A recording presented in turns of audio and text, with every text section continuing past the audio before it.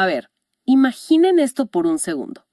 Llega el año 2054 y de repente todo el presupuesto de defensa de, no sé, una superpotencia como Estados Unidos, todos esos miles de millones de dólares alcanzan para comprar un solo avión de combate. Uno solo. Uno. Suena chiste, ¿no? Pero parece que es la conclusión de una teoría económica bastante seria. Y nos lleva a la pregunta de hoy.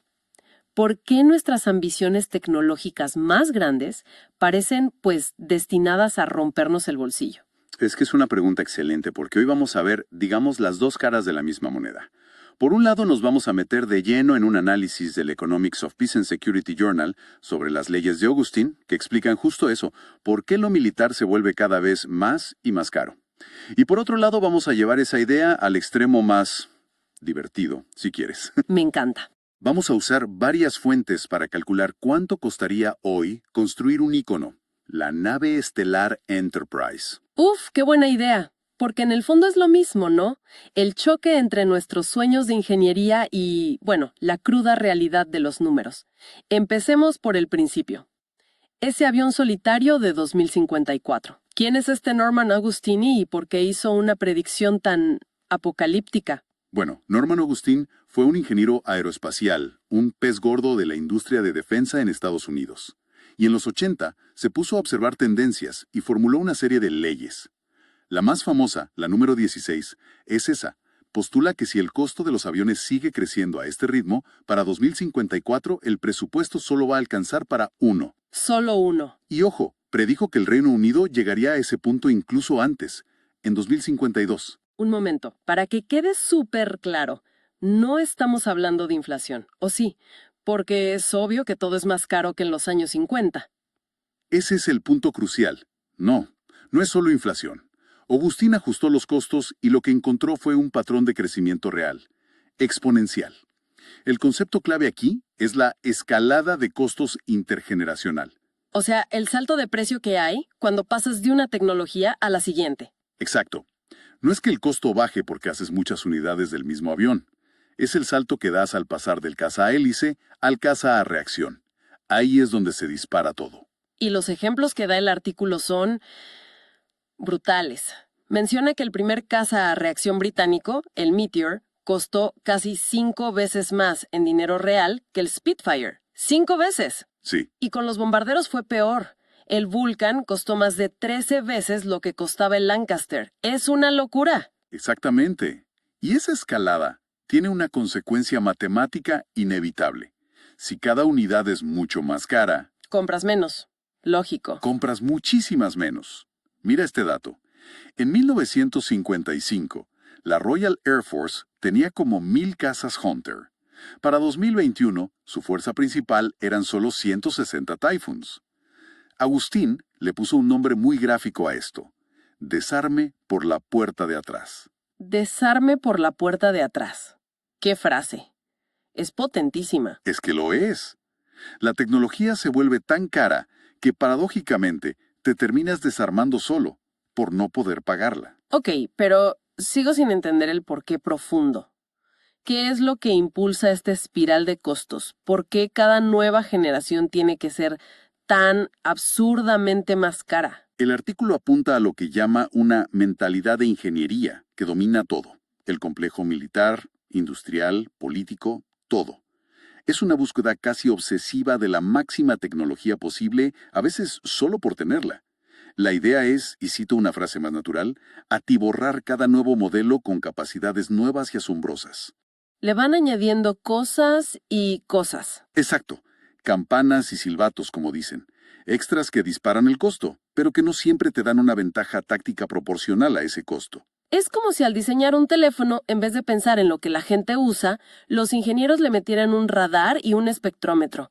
La tecnología es increíble, sí, pero el precio es absurdo y nadie lo necesita para mandar mensajes. Una nueva categoría de bien económico: el arma Agustine.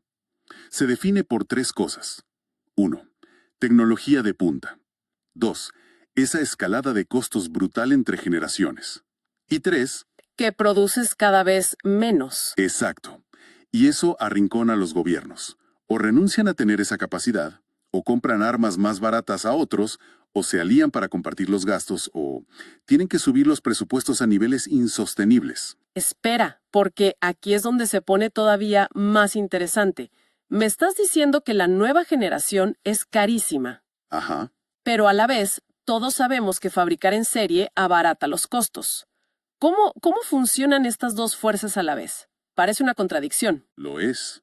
Es la paradoja perfecta. Y nos lleva al segundo concepto clave del análisis, la curva de aprendizaje. Es una idea clásica en la industria. Mientras más haces algo, más eficiente te vuelves. Aprendes sobre la marcha. Claro. El modelo clásico en la aviación es la curva del 80%. Significa que cada vez que duplicas tu producción total, el costo en horas de trabajo para esa unidad baja un 20%. A ver, un ejemplo simple. Si mi primer avión me cuesta 1000 horas de trabajo, Ajá, el segundo, como ya dupliqué mi producción de 1 a 2, me costaría 800. exacto. Y el cuarto avión, duplicando de 2 a 4, 640. Tiene todo el sentido. La práctica hace al maestro y abarata las cosas. Así, pero aquí viene el giro del artículo. Esa curva de aprendizaje, esa fuente de ahorro, ya no funciona tan bien. No. No, con aviones más antiguos el ahorro era grande, ese 20%, pero los datos de aviones modernos son distintos. Con un F-35, por ejemplo, la mejora por duplicación es de menos del 10%. Se aprende mucho más lento. Claro. Y ahora que lo dices, las razones parecen obvias. A ver, Primero, si compras tan pocos, nunca llegas a duplicar la producción las suficientes veces como para que se note el efecto. totalmente. Y segundo, me imagino que mucho ahora es automático, y un robot no aprende o se vuelve más hábil como una persona, no. Dice en el clavo. Es un círculo vicioso. La tecnología encarece la nueva generación, eso te obliga a comprar menos, y comprar menos impide que la curva de aprendizaje baje los costos. Quedas atrapado. Y es este ciclo perverso el que llevó al propio Augustin a bromar con que si esto seguía así, al final el presupuesto de defensa compraría una sola cosa, una Starship Enterprise. Bueno, pues vamos a tomarle la palabra. Olvidémonos de los cazas. ¿Qué pasaría si aplicamos esta lógica económica a construir la Enterprise de verdad? Es un ejercicio mental fantástico. Pero hay que poner reglas, ¿eh? Dale. Obviamente, dejamos fuera la tecnología de ciencia ficción. Nada de motor de curvatura ni reactores de antimateria. La idea es sustituir eso con lo más avanzado pero plausible que tenemos hoy. Propulsión nuclear, soporte vital de ciclo cerrado, ese tipo de cosas. Exacto. El objetivo no es tener una nave de Star Trek funcional, sino calcular el costo de un objeto de esa escala, de esa complejidad, y sobre todo, ponerlo en órbita. Perfecto. Y creo que la mayoría de la gente pensaría que el problema son los reactores, la tecnología, pero lo que revelan las fuentes es que el verdadero obstáculo, el que rompe cualquier presupuesto, es algo mucho más básico. Mucho más básico, y a la vez mucho más grande. Es simplemente sacarlo del planeta. Totalmente. Vamos a los números para entender la escala. La Enterprise original, la NSC-171, medía unos 289 metros y tenía una masa de 190 millones de kilos. 190 millones de kilos. Para que nos hagamos una idea, un portaaviones clase Gerald R. Ford es un poco más largo y cuesta unos 13,000 millones de dólares fabricarlo. Ok. Un crucero gigante como el Icon of the Seas es todavía más largo y costó unos 2,000 millones. O sea, fabricar el casco, aunque sería carísimo, no es conceptualmente imposible. Claro. El problema es que un barco lo construyes en un astillero y lo echas al agua. La Enterprise hay que montarla en el espacio. Y ahí es donde las cifras explotan. Explotan es quedarse corto. Y aquí viene el dato que lo cambia todo. A ver, Esos 190 millones de kilos son una masa comparable, si no es que mayor, a todo lo que la humanidad ha puesto en órbita, ¿cómo? en toda su historia, desde el Sputnik hasta el último satélite que se ha lanzado. No puede ser. O sea, habría que replicar toda la era espacial solo para poner las piezas ahí arriba. Básicamente, ¿sí? Analicemos los costos, entonces. Hoy por hoy, con cohetes reutilizables como los de SpaceX, el costo por kilo a órbita es de unos $1,400. Ajá. La multiplicación da 266 mil millones de dólares. Wow. Y eso es solo el envío, ¿eh? No el producto. Ahora, seamos optimistas. Supondamos que el cohete Starship cumple sus promesas más audaces, de bajar los costos radicalmente. Se habla de entre 50 y $100 por kilo. En ese caso, el costo de lanzamiento bajaría a una cifra entre 9.500 y 19.000 millones de dólares. Uf, sigue siendo una fortuna, pero ya es otra escala. Claro, Es la diferencia entre imposible para la civilización y el proyecto más ambicioso de la historia.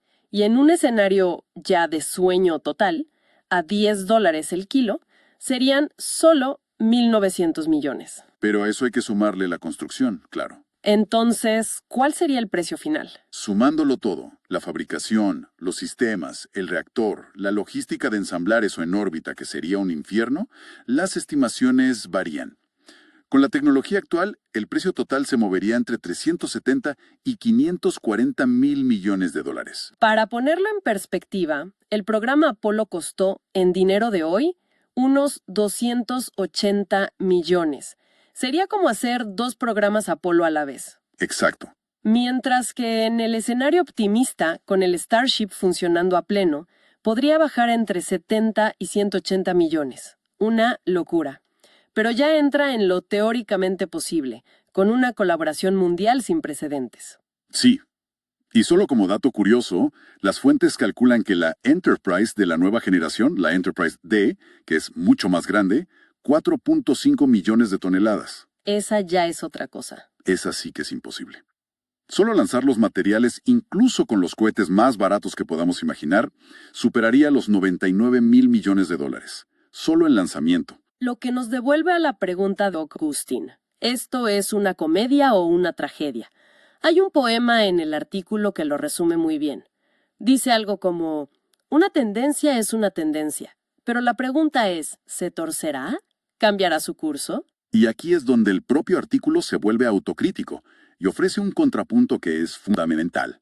Centrarse solo en el costo es engañoso, Sí, porque ignora el salto cuántico en capacidad. claro. Un caza de quinta generación no es un Spitfire más caro. Es un ordenador volador, invisible al radar, con sensores que ven a cientos de kilómetros. No estás comparando manzanas con manzanas. Es una aclaración importantísima. No pagamos más por lo mismo. Pagamos muchísimo más por algo radicalmente distinto y más poderoso. Y creo que esa es la lección que une todo, ¿no? El análisis de los cazas y el cálculo de la Enterprise. Estoy de acuerdo. Ambos ejercicios muestran que nuestras ambiciones tecnológicas, sea para la guerra o para la exploración, están llevando nuestros modelos económicos y logísticos al límite. Con la Enterprise el cuello de botella no es la física, es la logística de sacar millones de kilos de la Tierra. La solución a largo plazo sería la minería de asteroides, construir en el espacio. Pero para eso necesitamos una infraestructura en órbita que hoy por hoy es pura ciencia ficción. Entonces, resumiendo, hemos visto cómo las leyes de Augustin describen este ciclo casi inevitable donde la tecnología se encarece tanto que limita nuestro poder, ese desarme por la puerta de atrás. Y luego vimos que nuestro sueño de viajar a las estrellas se estrella no contra la tecnología, sino contra la economía. El mayor enemigo de la Enterprise no son los Klingons. Sino el costo por kilogramo a órbita. Exacto. Y para dejar una última idea en el aire, el artículo de Augustin menciona una posible salida a este ciclo. Los drones.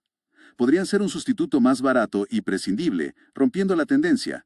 Pero, y aquí viene la advertencia, el autor pone una nota de cautela. ¿Cuál? Que en el momento en que los drones alcancen la misma capacidad y sofisticación que un caza de quinta generación, es muy probable que se hayan vuelto igual de complejos y, por tanto, Igual de caros. y el ciclo volvería a empezar.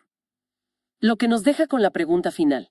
¿La tecnología radical de verdad rompe estos ciclos de costos? ¿O simplemente resetea el tablero para empezar una partida nueva y mucho más cara, con otra versión del avión de un solo presupuesto esperándonos al final del camino?